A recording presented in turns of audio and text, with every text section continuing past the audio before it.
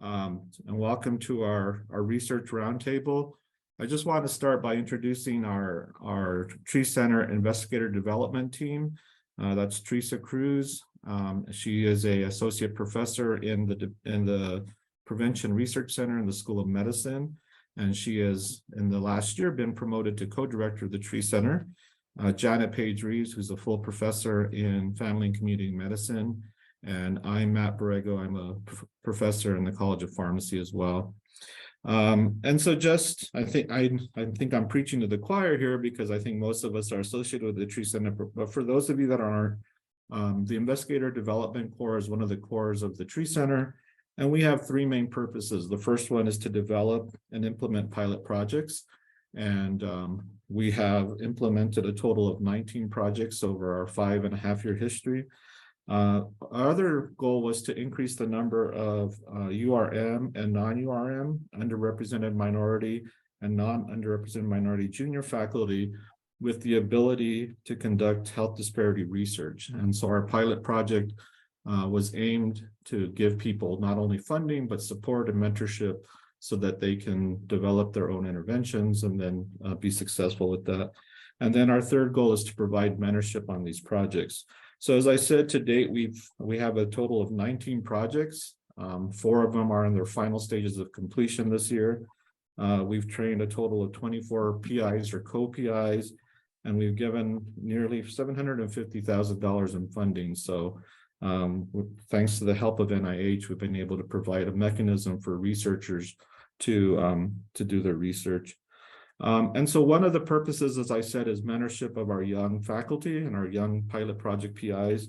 And this is our research roundtables is one of those efforts. So what the purpose of the research roundtable is really to provide and increase junior PIs' knowledge on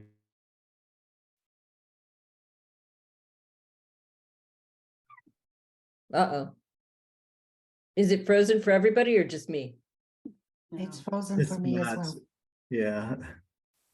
So for this, I'll pretend I'm Matt. So for this pilot, for this presentation, we're going to really be focusing on community engaged research, because we had people who expressed, some of our pilot PIs expressing interest in understanding how we do intervention research with communities.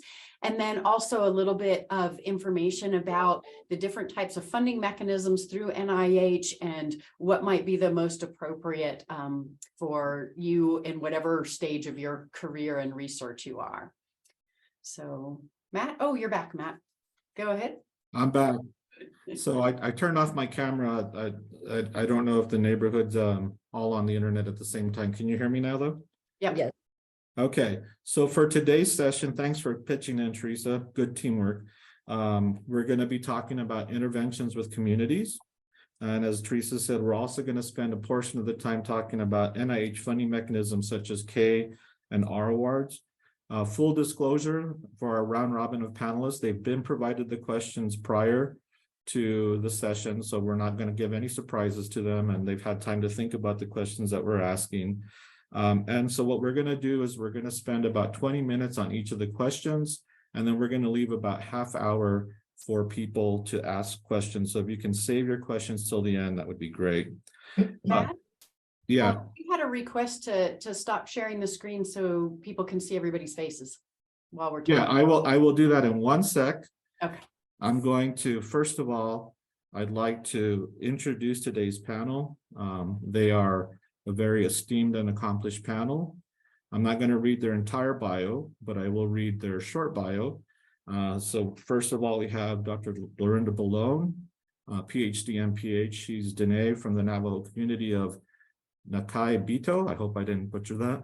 And she is a newly promoted professor within the College of Population Health. So congratulations, Dr. Belone, on your new position and your promotion. Our second panelist is Dr. Jessica Goodkind. She is also a recently promoted professor, and she's the associate chair in the Department of Sociology at UNM. And last but not least, we have Pilar, Dr. Pilar San Juan. She's an associate professor and a clinical psychologist at the UNM Department of Family and Community Medicine.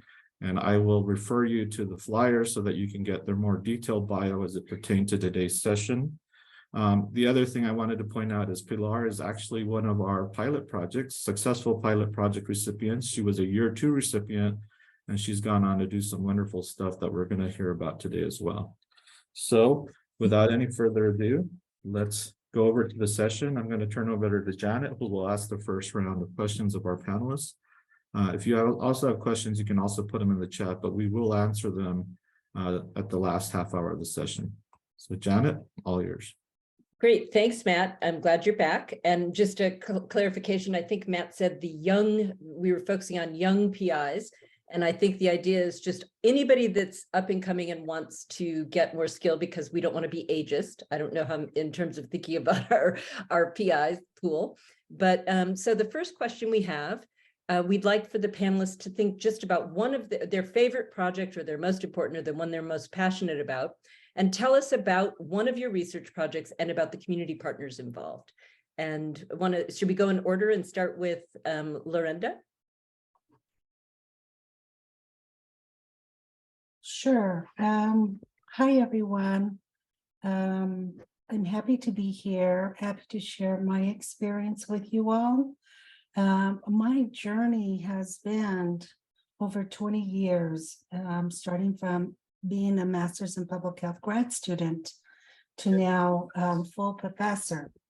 I've been involved in research over these years and sat at different research tables and built upon the research I'm conducting. And the research I've been conducting wasn't the research of my choice. I'm a community-based researcher. I'm Navajo. I have a huge, instilled in me, it's this huge responsibility of service and giving back to tribal communities, my community. So my research pathway, one of the questions I hated, and I still do, is write your vision in 5 years. Well, I didn't know that my work was going to be service back to communities. So the communities I've worked with have really pushed and asked for these interventions, and my work has been being responsive to the communities. So if I'm going to share my screen, I can't share my screen. Nope, I still can't share my screen. Nope. If someone can let me share my screen. I think Matt's working on it. So what I just wanted to share with you is just a couple slides. So when I talk about from being a grad master student to full professor, I've been on multiple NIH CDC studies. And my current study, the one in the blue on the bottom, is a dissemination and implementation study. That probably for me right now is one of my favorite because it's a huge study with 6 tribal partners. We've taken an intervention, we develop an intervention, which is evidence-based. Now we're in this process of disseminating and implementing, and we're implementing in 3 new communities. So these are my 6 tribal partners, and these are our little work teams. Our 3 longstanding tribal mentors are mentoring the 3 new tribal partners. And then these are just pictures of them developing and recentering the intervention, a family intervention with 4th, 5th graders and a parent, and they're developing it and adapting it to their own communities and adding to the intervention their historical, cultural, important teachings. So I think that's, without going back and give you the contextual information, it's really, this is, where I am at now, and one of the reasons I do this work. So this is I'll talk about the next steps and I'll end there. Sorry. Just go like this to me to stop talking to.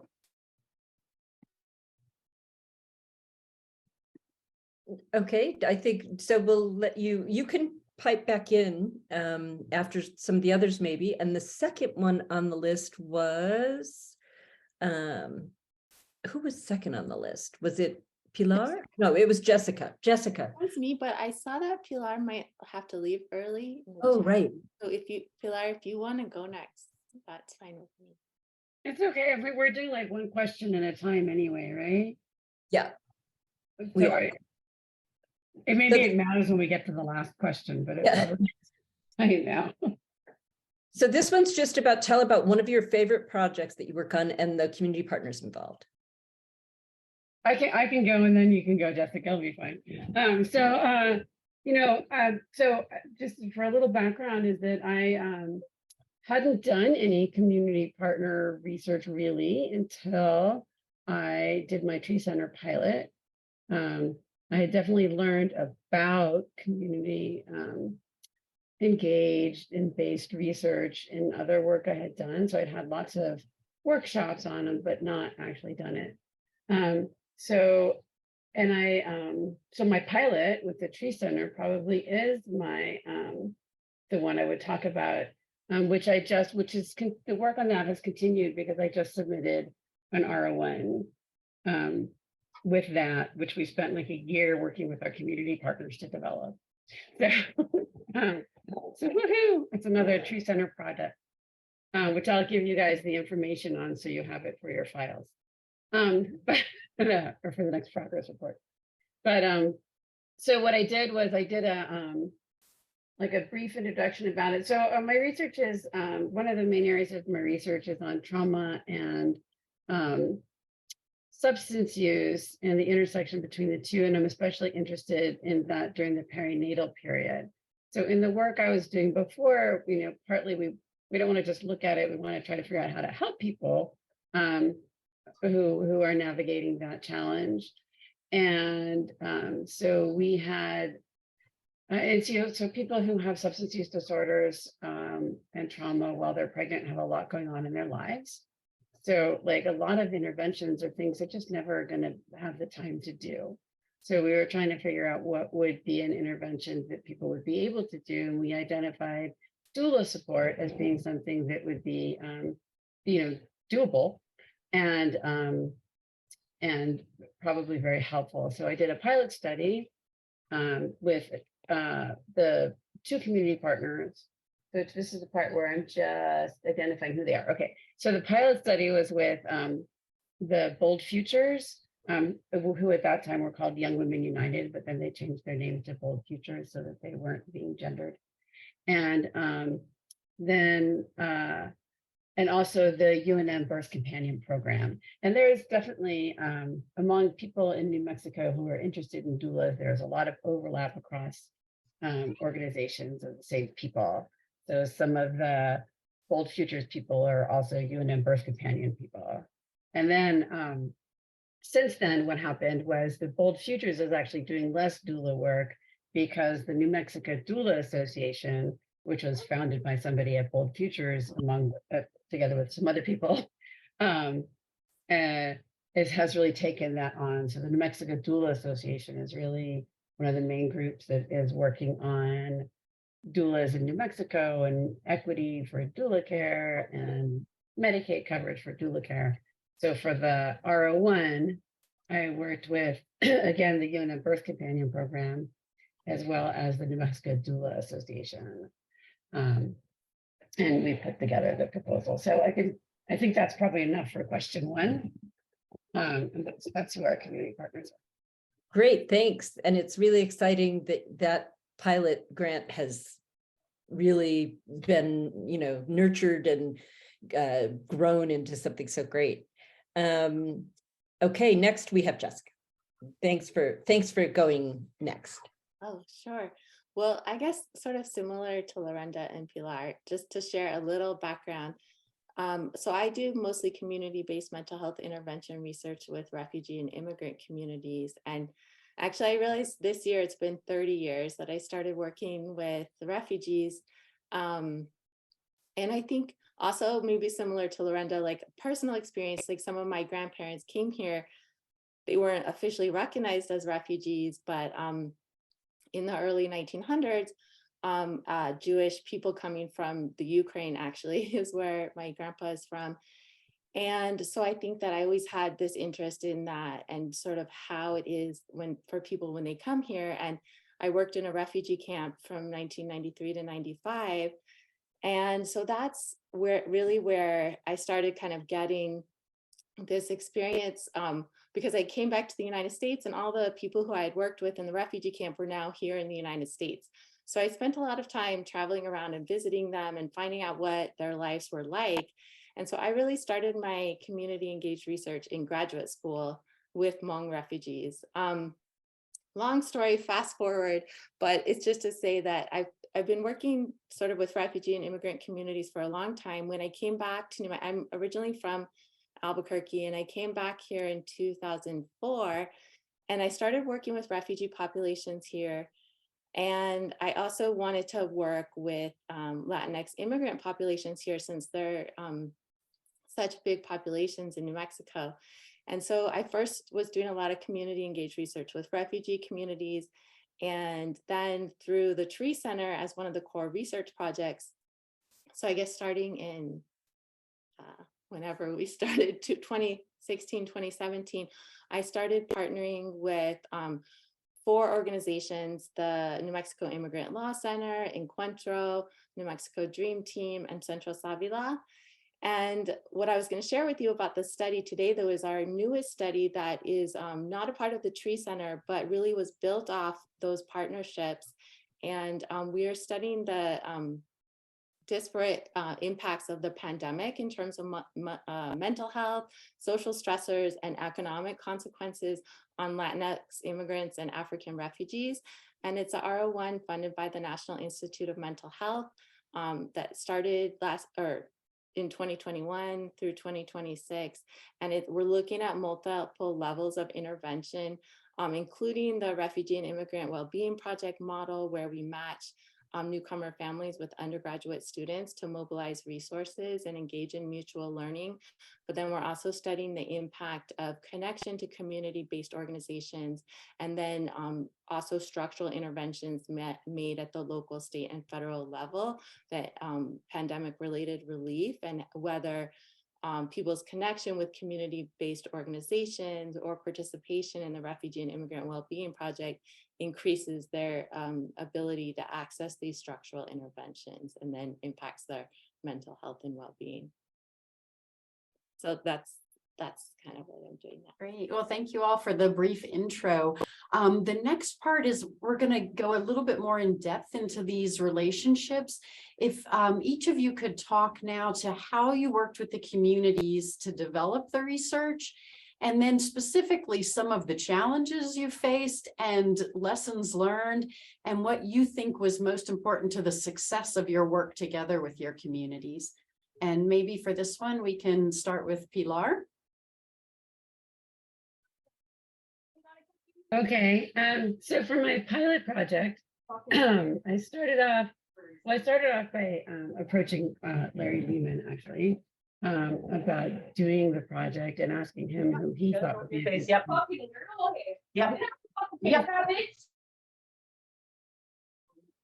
who he thought would be a good. I got her. That's okay, no worries. Who he thought would be a good community partner, and he suggested Young Women United. And so I approached them and talked to them, and they were very excited about a doula project. And they worked with me on the proposal, putting together what we were going to do.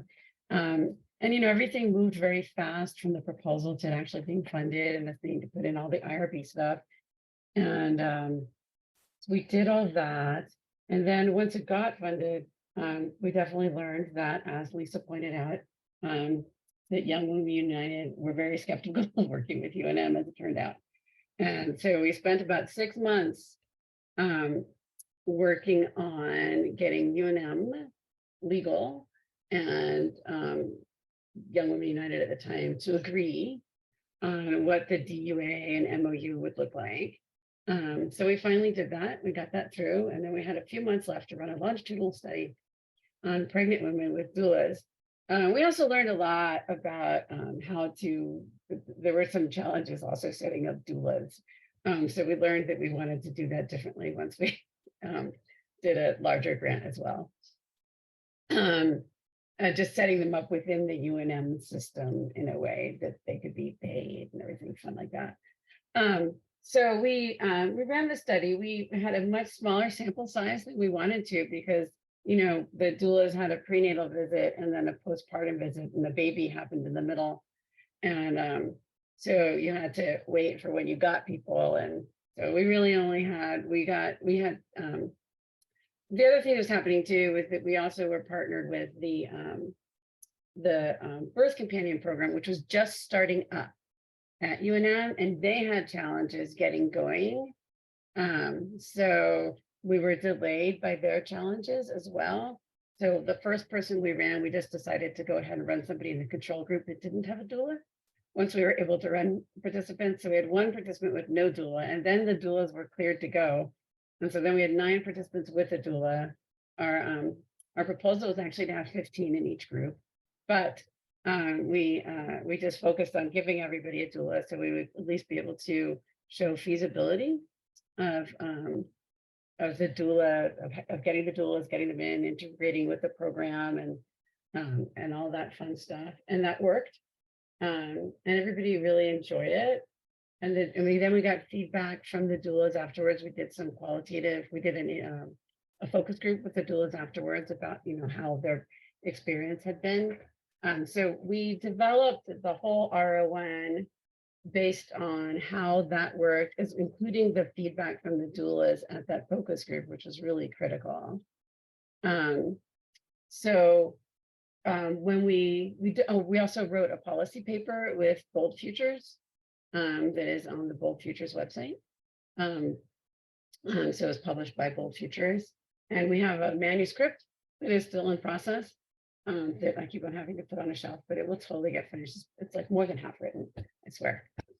And I actually want to get it out before the R01 goes under review, so that's my goal right now. Then also it was also a clinical trial. So I also got to learn how clinicaltrials.gov works, which was, by the way, a fascinating process that is not user-friendly in any way whatsoever. And I just spent a lot of time inputting like qualitative data and trying to explain to people who were expecting drug trials that, like, you know, what that data meant and didn't mean, and that how it couldn't actually be turned into numbers because it wasn't numbers. They're like, can't you say how many people were satisfied? I'm like, no, actually, it's qualitative data. How many people were satisfied would be quantitative data. So anyway, that was fun. And then, but what's really fun has been putting together this R01, although it was like my first R01 and an enormous amount of work. But I met with Bold Futures, and they said, you know, really, they're not doing the doula stuff as much anymore, and that's really been taken over by New Mexico Doula Association. And it took a while to find all the people. We also talked to Tiwa Women United to see if they wanted to be partners also, but they were in the middle of leadership transition, and they didn't think they could take that on right now. So New Mexico Doula Association, and we talked to a number of other groups too, actually.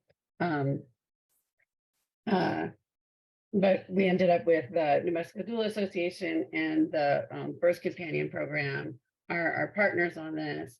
And the New Mexico Doula Association is actually going to have a pretty large contract on it, because they are going to hire all the doulas and do the training of the doulas and pay the doulas, as well as consult with us as the whole program goes along for every bit of it. And work on papers and policy and everything else with it. And then the Birth Companion Program, which is housed kind of at UNM. It's not all made up of UNM people, but it's a free volunteer doulas, but UNM Hospital won't let them call themselves doulas, so they have to call themselves birth companions. That people can get when they show up at the hospital, or even they're trying to set it up so they could do a prenatal visit now too, and then also when they're birthing at the hospital.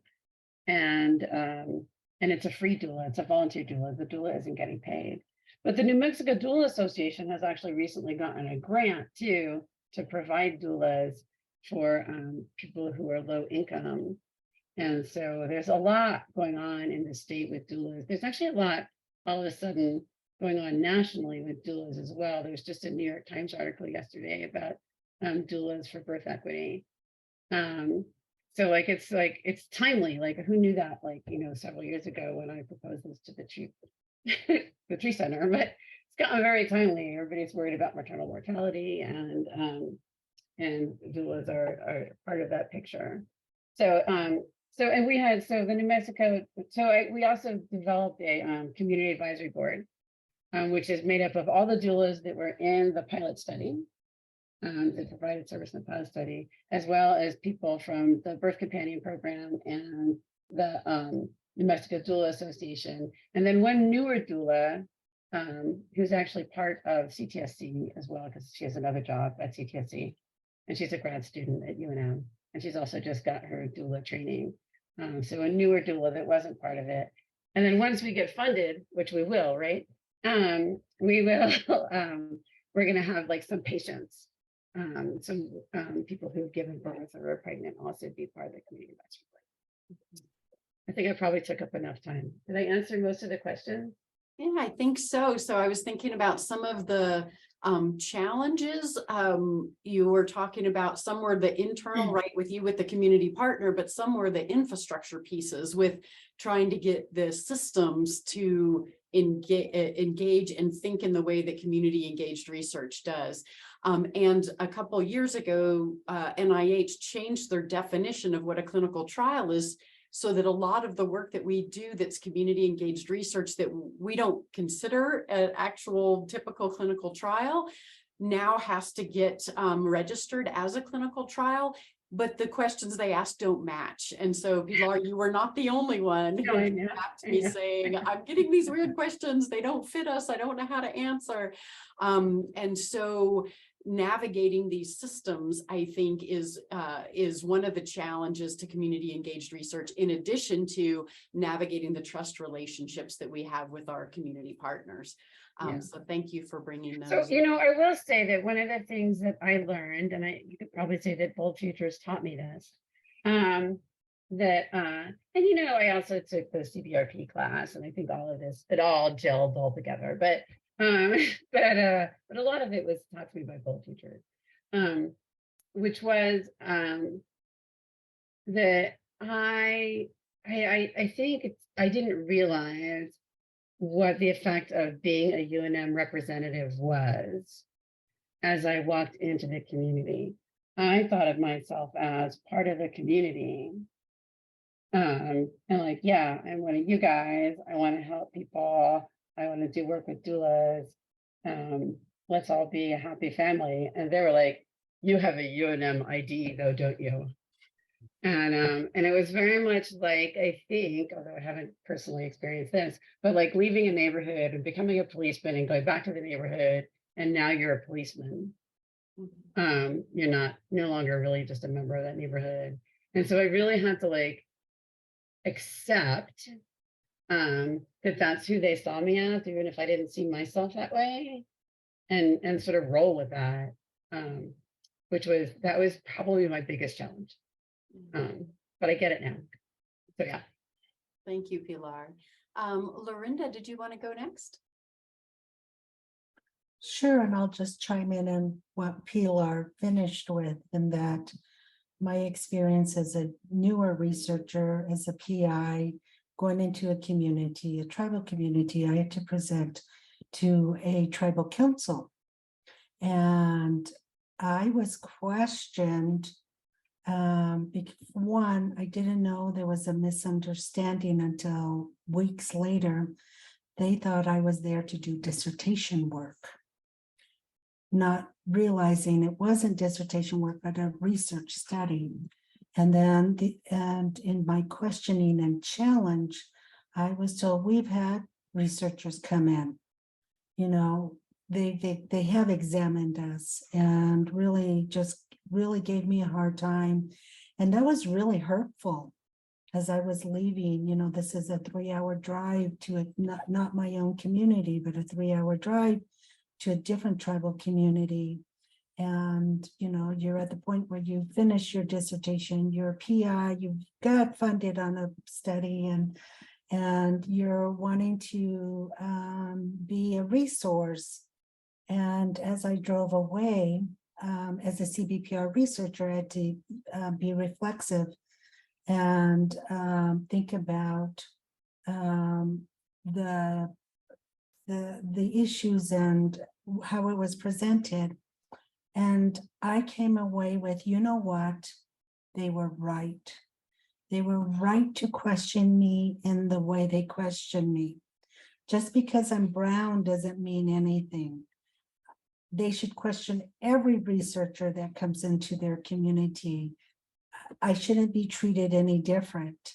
And that's really been how, dealing with the, and I think as I was finished, when I was also doing this, I also had to acknowledge I'm taking on this backpack of all of the harms the university imposed, because I'm seen as UNM, and I had to take on what UNM represents in these communities.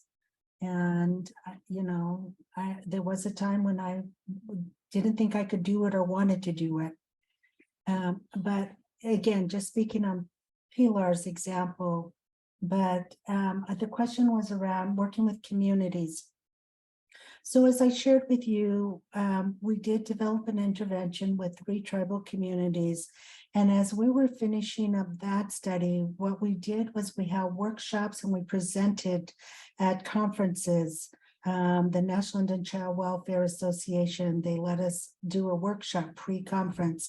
We presented at NMPHA with our community partners presenting on the intervention itself. And that was how we gleaned an interest. And based on that interest, worked with new communities and identified individuals. The term would be stakeholders, key stakeholders, but identified what I call community champion from these communities and involved them in the writing of the next study, which is the current study. So as the study went in, I ended up having 3 mentor communities and 3 new mentee communities. And each of the communities have their own community PIs. So that was how the grant was written. And in working with the 3 communities that I have no previous relationship with either, I really relied on proxy trust, trusting my community champion and pulling together folks. And I just would show, I'd help them a lot. In most cases, there are 2 men and 1 woman, but just showing up again and again. And I think that's how I've been able to work with 3 new communities. Great, thank you, Lorenda. And Jessica? Yeah, so I would say kind of building off what Pilar and Lorenda said, that I think, one of the things sometimes as researchers going in and developing relationships with communities, sometimes, we're carrying that reputation of the university and outside researchers, and often sometimes we don't realize we're also carrying like some academic elitism or these ideas that we have the answers to the challenges that communities are facing. And I think, really community engaged research, it's important to go in with the attitude of like, well, I have some knowledge, but community members are experts on their own well-being. And like, we have to listen a lot first and see what is going on and really learn. And that's like, to me, can be the challenge and like one important lesson in this work. And so working with refugee communities in New Mexico is kind of different because there aren't very many community-based organizations and they're pretty small communities. But when I started also partnering with Latinx immigrant communities, it's different because there are really strong communities and really strong community organizations that have been working with communities and are led by and developed by immigrants themselves for many years. And so, so I knew I wanted to partner with organizations that were already doing this work and who knew what a lot of priorities were. And so I'm not going to go into a whole long story about all of that, but I think because we don't have a lot of time, I'm just going to say what I think of some of the important lessons learned for me in doing this work.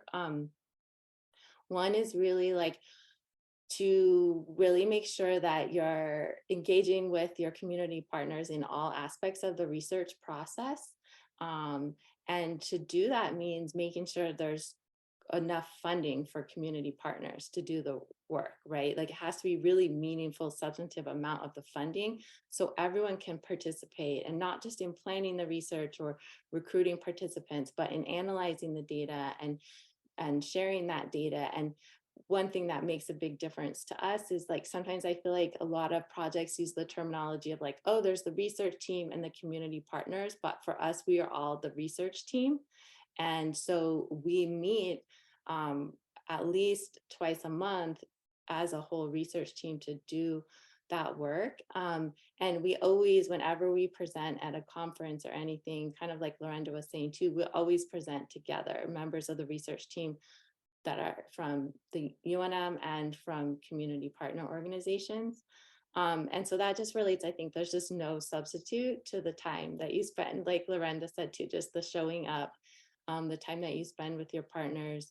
I think mixed methods data is often really, really helpful way to go in community engaged research, because it also builds on the different kinds of data that speak to different members of the team, and members from the university and community have strengths in different methods and methodologies, but I think it's like important to include both. And then the last lesson I would say in terms of doing this research is, at the same time that we're writing, like when we wrote this next grant focused on COVID, we wrote it together, all of the university and community partners together, because we were on the ground trying to address these challenges. We saw what was going on and what, you know, what we wanted to do. And I just wanted to add to that, that I think as the same time we're doing research with our community partners, we have to also pay a lot of attention to the priorities of community partners.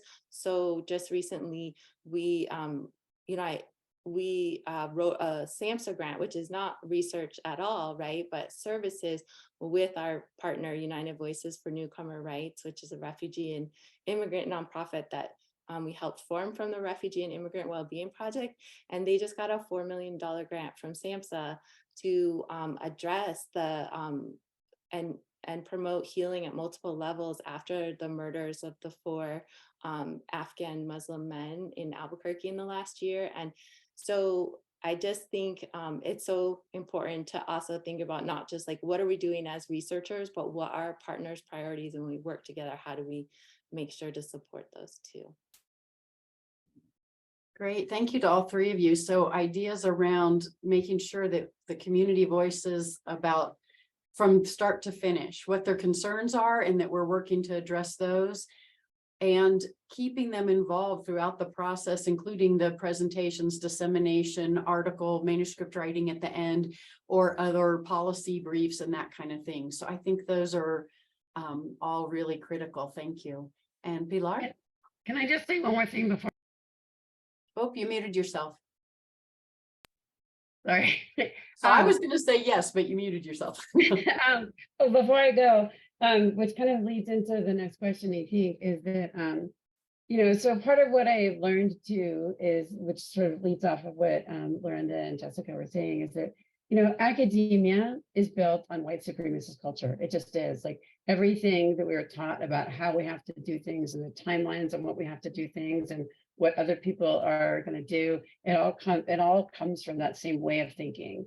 And we're here at the academic institution. So like, assuming that we want tenure in those things, we still have to play that game and be part of it.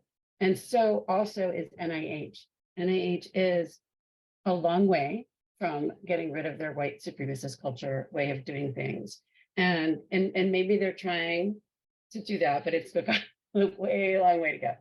And So part of what a challenge was for me in many different aspects of both the pilot and doing this is that, you have the timelines that are imposed on you and what has to be done.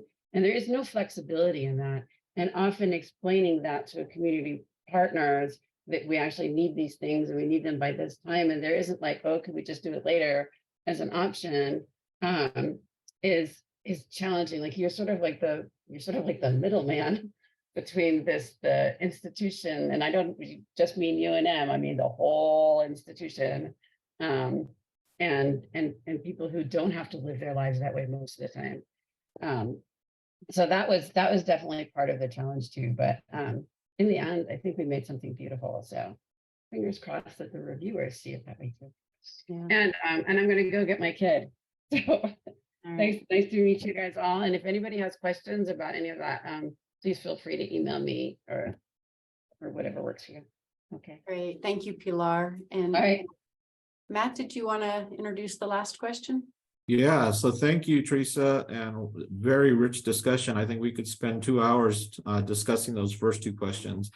I think one of the things that struck me though was that if it's not clear to our young PIs is that community work is not easy. And I think what I'm hearing between the lines is that it takes, as Pilar said, it takes a while to gain that trust and to build those community partnerships. And for somebody as seasoned as Lorenda and Jessica, those didn't happen overnight. I think those relationships took a lot of blood, sweat, and tears, and you're probably still having to nurture those relationships every day. So I know it's daunting for our young PIs, but I think we have some great examples of really successful people. All right, so now we're going to shift gears a little bit because our pilot project PIs wanted a little bit of information about NIH funding mechanisms. And for our two remaining panelists, can you speak to the difference between NIH K and R awards?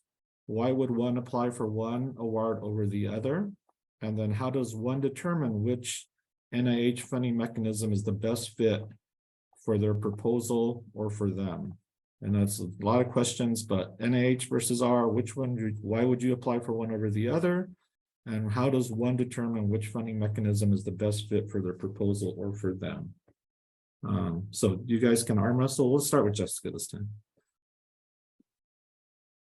Okay, so yeah, I could speak a lot about this because I've had a K and some R's, and actually like back in the day when I got my PhD in 2002 and my first job, I was at Cal State East Bay and I applied for like an R34, I think, to continue my work with the Refugee Wellbeing Project that I started the study as my dissertation, and it was funded by F31 from NIH.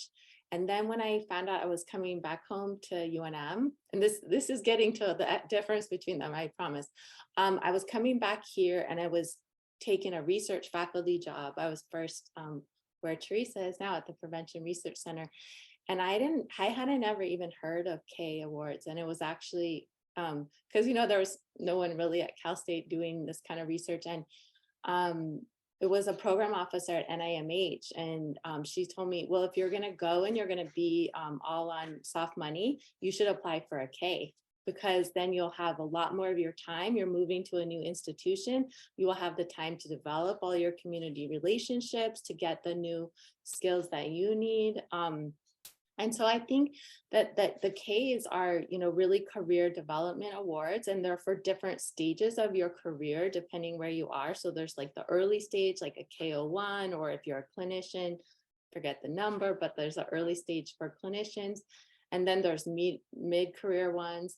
But as far as like a K01 or the parallel one for clinicians, I think that it's also, they're looking for if you have a good case for why you need additional research training. Like you were really well trained, you have this research training, you have your research PhD or degree, but you're going to switch gears a little bit, or you realize you need this other kind of training to do the research you want to do. So you really need to have a reason for kind of doing that. And when I did my K01, it was actually because I also started partnering with tribal communities in New Mexico. And I wrote a lot about my experience with refugee communities and a lot of the parallels that I saw with tribal communities, but also all the things that I needed to learn and do. And it was really, really valuable to me and gave me a lot of time to develop really in-depth partnerships with tribal communities and do some research that we ended up doing together for over 10 years. And so I think that's great. But if you have like a more formed idea and you want to, not necessarily focus on career development and additional training and mentorship, that you need mentors for like a KO1, but you just have your research idea, then like a R mechanism probably makes more sense. And there's different options, like to do an R01, you usually need pretty strong pilot data.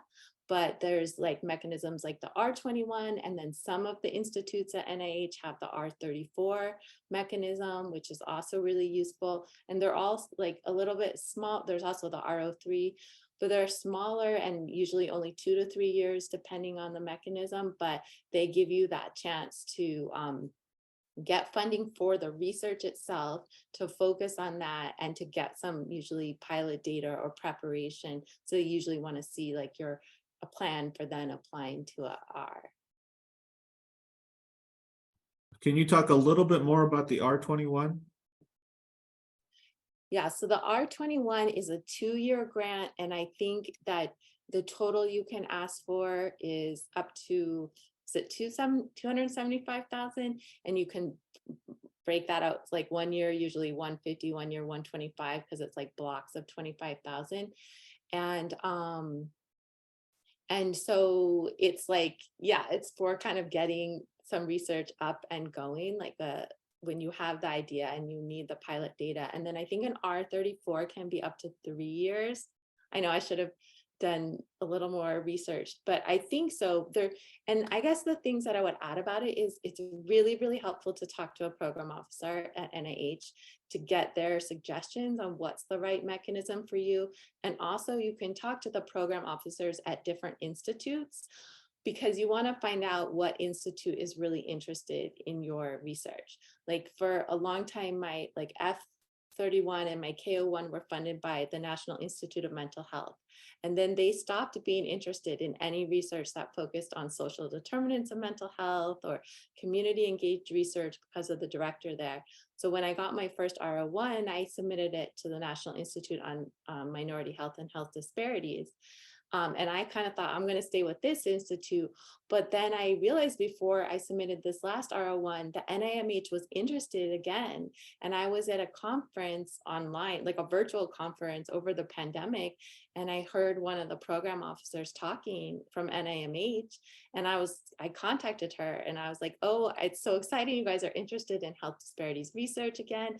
And here's this idea I have. What do you think? And she was like, and then you have to send them like a page about it, but she was like, send it here, we want it, and so it's good because you'll find out whether they think, but at other times I tried sending things to NIMH and had a talk with a program officer who was like, well, if you can add in some collection of like saliva data or blood data, then we'll be interested. And I was like, and this was a study I was doing with some tribal partners, and I was like, and it was like almost done. And I already had all the approvals from all the tribal communities. And I was like, yeah, I can't do that like in 1 month, and that's not, so it's good because you can find out like, is this something that they want to fund or not? And what would be the right mechanism? So they're really, really helpful. And they have a lot of insight that we don't have. Great. Lorenda? I'll just add that one of the things I would recommend is you sit on review panels. NIH is always looking for reviewers. I've sat on a number of different review panels. I've reviewed R21s, R34s, and R01s, and you learn more about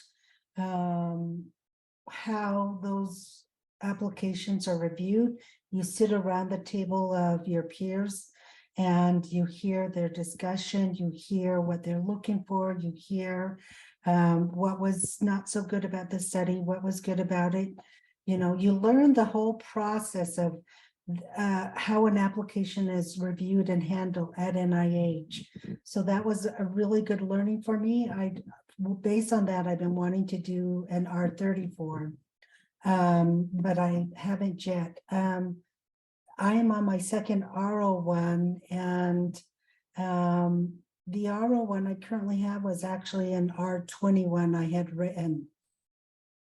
I had submitted it and it didn't get reviewed. And NIH was holding a training, and I went to the training, and one of the project officers there said, this is really an R01. What you wrote is not an R21. So she encouraged me to resubmit as an R01. And again, it's kind of like, don't be afraid to talk to project officers. You know, they're more than happy to talk with you. They're really busy people, but don't be afraid to talk with them. But based on that advice, and again, the different institutes also have an interest. I was in, my first R01 was under the National Institutes of Drug Abuse on drug abuse. This second one, NIM HD picked it up. So again, it's really, you know, you don't have time for all this stuff, but it's finding time to do these things helps you in your writing of your grants. I mean, and the grant reviewers, when I did them, the last one I did was virtual, but the ones before used to be in person. You're in a room, you're going through all of these. But it was worth the learning experience. Great. So I had another question. Jessica, maybe you could talk a little bit more about the K Award. And you had mentioned that it required to have a mentor. And I guess that's my first question. And my second question is it an original research project as well? Yeah, so you have to have at least one mentor, and you can actually assemble a whole mentorship team to identify, but usually like one primary mentor and other mentors.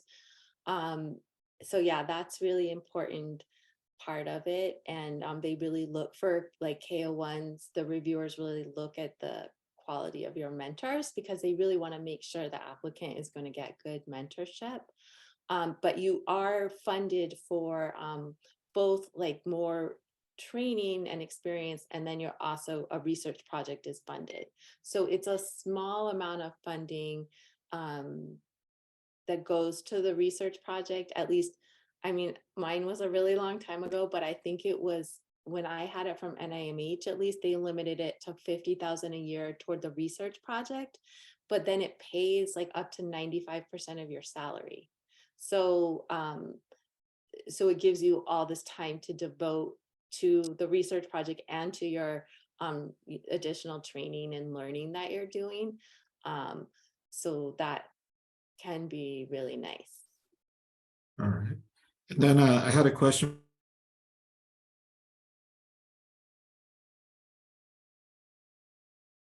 And that question will forever remain a mystery. While Matt's coming back, I'd like to encourage if there's anybody else that has a question either about their research projects, engaging communities, or about the NIH funding mechanisms to go ahead, and you could take yourself off mute, or you can write things in the chat. But we'd like to hear from you about where you are with your research and where you are with your plans for grant writing, where your work is with your communities, any challenges that you're having. And before, sorry, I want to say one more tip really fast, 1 minute, which is in addition to looking for the different institutes, you can request a specific panel to review your grants. And I sit on the Community Influences on Health Behavior panel, And it is a panel that is very open to and very knowledgeable about community engaged research. So when you go to submit a grant to NIH, you can request what review panels. It doesn't mean you get it, but you can request. And I would just encourage you, I'll put it in the chat to look at this panel. And there's another brand new panel that's like a parallel to this panel that I'm on that's focused on interventions, community interventions, but it just started like this last year and I'm just finishing my 4 years on this panel, but I'm going to find the name of the other panel too. And so that you could look at these two review panels. So I've turned off my camera because I think it's lagging me up, but I have one final question for the panelists. Can you address the requirement of pilot data for R01s? How much do you need? How important is it for your R01s?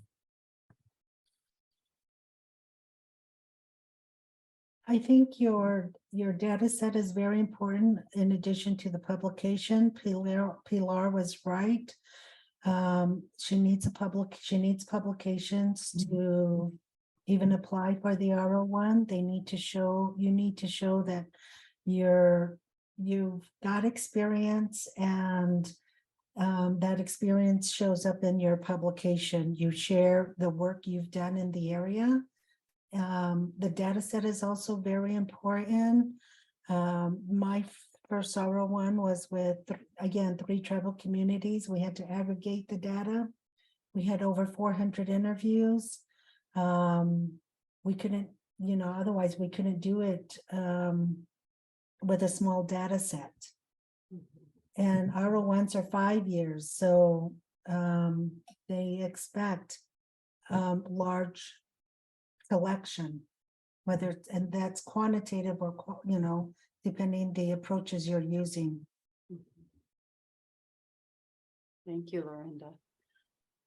I also wanted to just mention for our early stage investigators that part of what we're offering at the Tree Center is guidance in these things. So if not today, if you have questions that come up in the future, we're here to help with those things. I also wanted to mention that I know each of you has a mentor that is your like project mentor, the person you are working with on your project, that when you wrote your applications you had on there, but also that our investigator development core and the some of our senior advisors with the Tree Center are also resources that you can turn to get feedback on manuscripts, to get feedback on grant applications or ideas. And I just want to encourage you, not just today, but as we move forward, to utilize those resources as you try to further your research. So. All right, so it looks like we have about half an hour left. So I would like to open it up now for questions. You can either ask them by unmuting yourself or putting it in the chat. Especially interested in our early stage investigators to have their questions answered by our panelists. So we will open it up for questions now.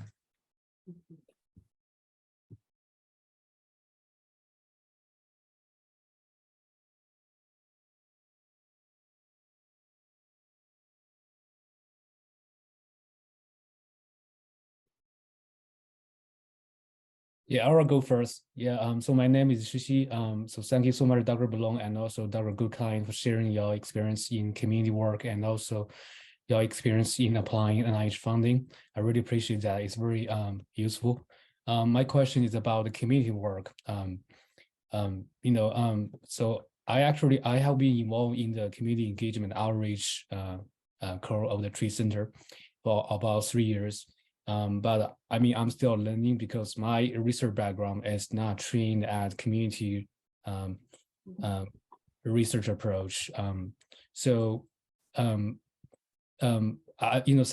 because I'm doing the community outreach work, but sometimes I think I really lack that research knowledge and also the research experience, especially during the pandemic. Most of the time we are doing the Zoom meetings, we really lack the real, the physical community engagement.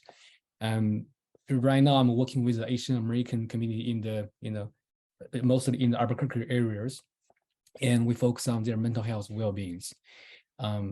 and we fortunately we got a pilot grant from Tree Center focus on the mental health well-beings. We have been I work with Dr. Ajun Sun. She's the lead for the project. We focus on provide family reading session for the Asian immigrants families.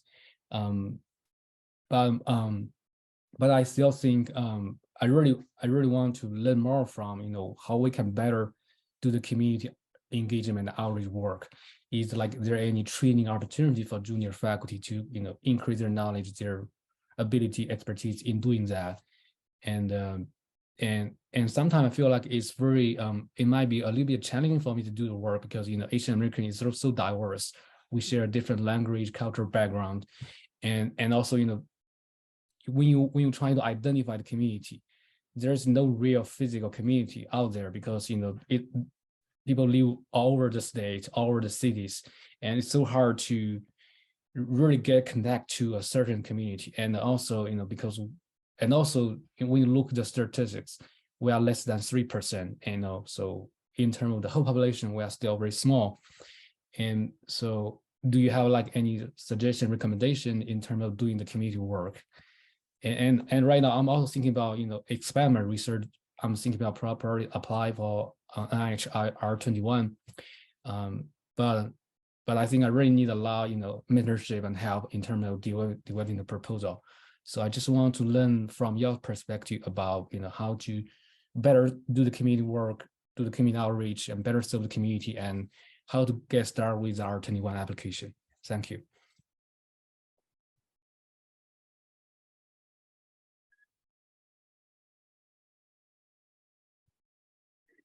All right, Lorenda, you're up first.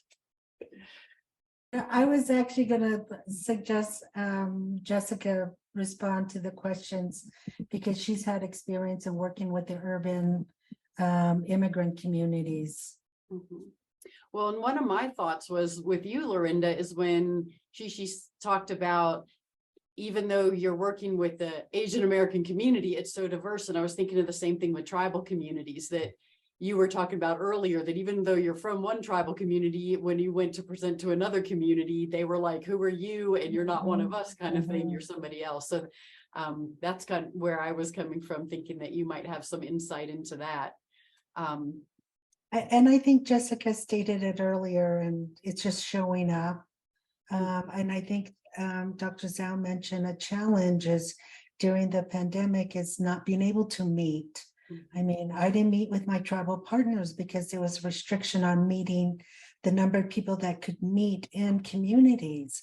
So one of the things we did was we met at a local urban town, city, with a hotel, with a meeting room large enough to hold 10 people because they were restricted in their community to meet 6 or more.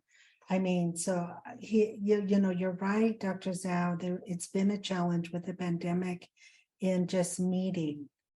But it's thinking, well, if we can't do it this way, what can we do differently? And I'll turn it over to Jessica. I'm working with the urban immigrant communities. Yeah, and I wanted to add, because I think you had a few important questions in there. And one of them about the training to do community engaged research, I think is such an important question because, so I was trained as a community psychologist. So my PhD, the whole degree was about how do we partner with communities to do research, right?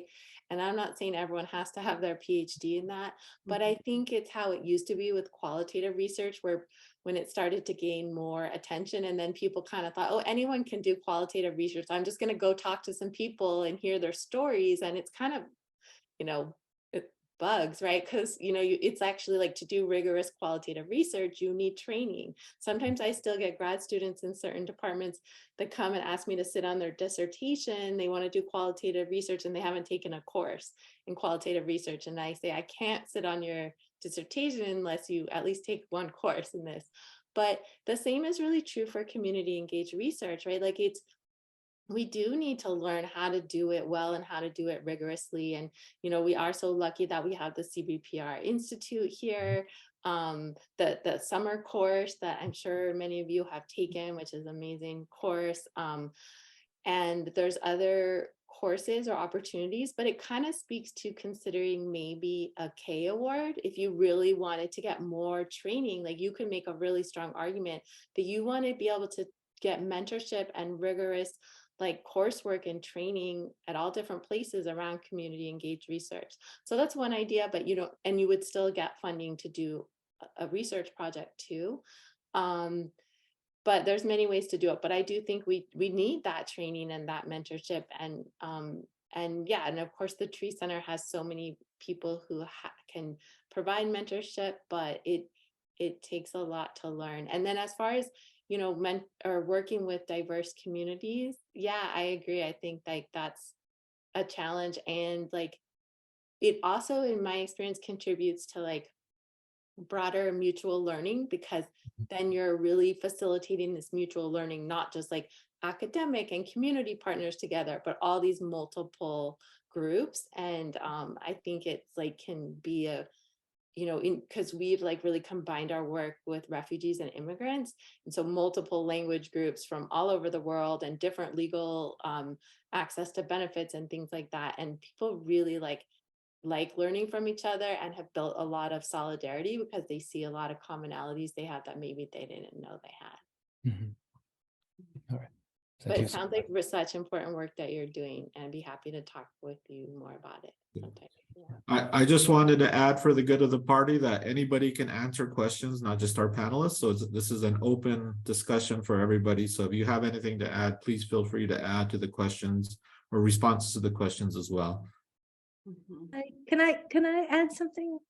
I really appreciate the honesty, and you're making us think too about our next center grant. This has been a great panel. But I think we need to think about hands-on in the field or with the community, mentoring on projects like Shishi. We have tools we developed with the P20 and Lorenda and the CDC, and some of us have also developed city community driven city trainings. Jessica has tools. Janet, many of us doing intervention research, has tools of the trade beyond the CBPR class, where you also developing budgets. How do you develop a budget with a community partner? How, and our infrastructure issues, how do you navigate those? Because we can all speak to the good, bad, and ugly of NIH guidance plus UNM policies that don't facilitate trust building with our partners around finances and things like that. But you're making us think really too as a team, how do we push the mentoring and co-mentoring with community partners? Lorenda started that with reviewing the RFAs, but we could push it even more where, for the next center grant, but as you develop these grants, I think that maybe Matt, Theresa, and Janet could think about, maybe can we do some workshopping for your R21, Shishi, or for an R01 for any of you on there. And we come together as a team and help you with that workshopping and thinking through your aims.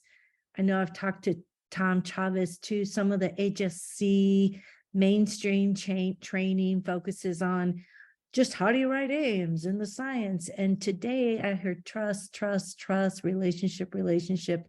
And those are the things that you can't train on. So I just wanted to add that. And it's more than just writing good aims, right? It's about the knowledge base of the community. So we're here to help, and we could spend the rest of through the end of June, maybe do some workshopping possibly.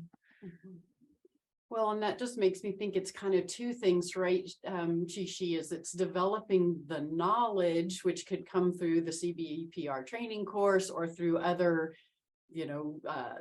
mentorship or webinars or that kind of thing. But it's also back to what Lorenda was saying too, and Jessica, is showing up, asking the community, right, about them, what it is they need, learning from them, participating in their activities, listening to their concerns, as a way to build that trust and peace with the community. And Janet? Yeah, I just wanted to say that from my perspective, because as an anthropologist trying to get funded in, NIH world, I had a lot of uphill battles, but I think it's actually like a tripartite thing. You need to have that connection with, if you're going to do community driven or community engaged research, you have to spend the time, you have to have the co-development of the knowledge, but you also have to understand what NIH wants. And then the specific aims page, I did a thing that I got, it was an NIH training thing that lasted a year. And it was like this, we had to write and rewrite the specific aims page. And the thing is learning how key that is to helping you then. It's like, if you can't get it down in a specific aims, you won't be able to write a good long, your longer part will be mushy. You need to really hone what it's like. You need to be able to say it in a concise way in order for it to be said well in where you can expand it. And in there is the third piece, which is knowing how to frame it, because you've got all this stuff that you want to do and that you're passionate about and that you're committed to. And then you've got the stuff where it's like, well, I have to say it and I have to present it this way. So that middle piece is really challenging, of learning how to take what you want to do and frame it so that people hear it and hear it from their own perspective as what they want to hear and want to fund. So it's this weird process of learning how to do that. That's at least what I found. Because when I got my R01, the program officer said to me, Janet, we don't normally fund anthropology. So it was learning how to make that accessible to other people. It's not, you got to make your passion mean something to other people. At least that's what I found. Yeah, thank you so much. Those are very helpful. Thank you.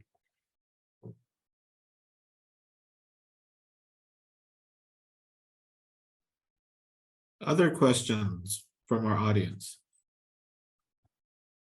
I can't tell if Matt's frozen again or not. But if we don't have any more questions, I just wanted to thank everybody for coming and participating today. Thank you so much to Drs. Belone and Goodkind for sharing their insights. Again, I want to reiterate that the Tree Center is meant to be a resource to really help engage and mentor as you're working through these challenges and trying to establish yourselves as new researchers. And we're here if you want to just run ideas past us, or if you want to have us read and review different documents, papers, grants as you're progressing in that area, or if you have new research ideas and want somebody to just give you some feedback on what those look like or what your next steps could be. That's what we're here for. I think Lisa had put something in the chat about we're now going to be this spring developing a NOFO or developing a response and application for our next iteration of our center grant. And so as that is moving along too, if that's something you want to be part of and have ideas for how to move forward, we're going to be convening people. We're hoping that the RFA or the NOFO will be out in the next couple of weeks so that we can start getting an idea of what that, some of the specifics of what that needs to look like and how we can build off of what we have created together. And any other comments, thoughts, anything anybody wanted to add before we wrap up today? I just wanted to thank the panelists. I apologize for my internet connection, but thank you to the panelists for a wonderful job. You guys are a plethora of information that I think all of our early stage investigators could definitely rely on you and learn for your efforts. We appreciate it. Mm-hmm.